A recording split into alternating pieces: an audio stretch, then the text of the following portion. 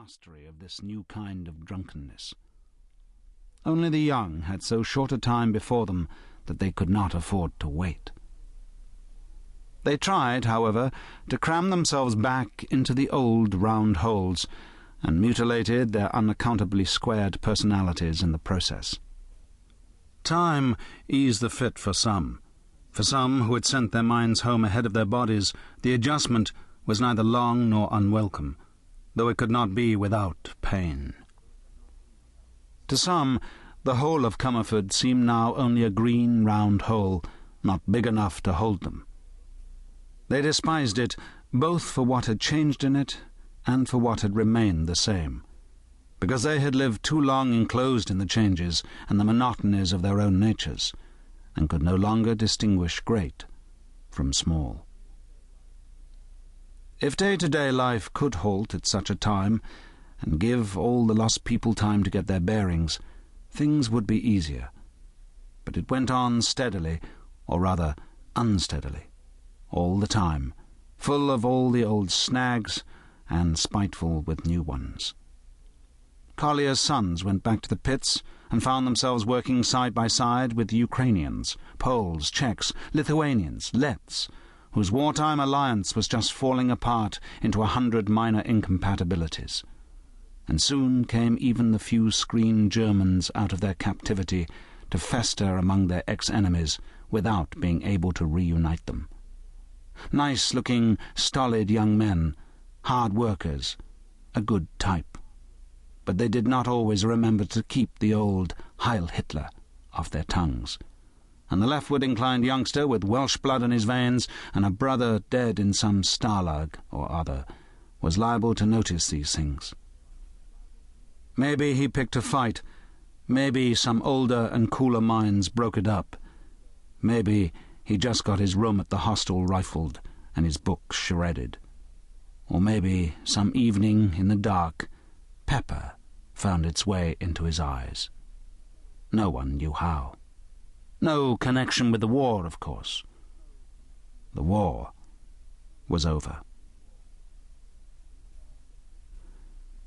Meantime, the topsoil of 2 small fields and an undulation of rough pasture and furze was scoured off and piled aside in new mountain ridges, and the grabs lifted out the stony innards of Comerford earth to lay bare the 180,000 or so tons of shallow coal which the experts said was to be found underneath.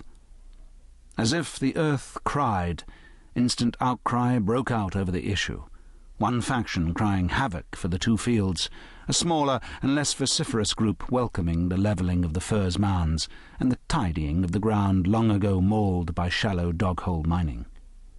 But the small army of weathered men swarming over the site, performing prodigious surgical operations with uncouth red and yellow instruments, took no notice of either party in the controversy.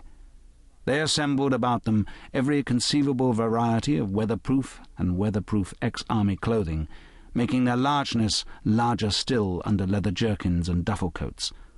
And so armoured, they busied themselves in making hills and valleys change places, the straight crooked, and the plain places rough. But when they moved on, they left a level dark plain, and though inimical voices clamoured prophetically of soil made barren for a lifetime, and drainage difficulties had to be stabbed at twice after an initial failure, in 1 year grass was growing delicately over the whole great scar. Poor grass beside that which formerly grew on the 2 small fields, but beautiful, improbable grass over what used to be furze, bramble, and naked clay.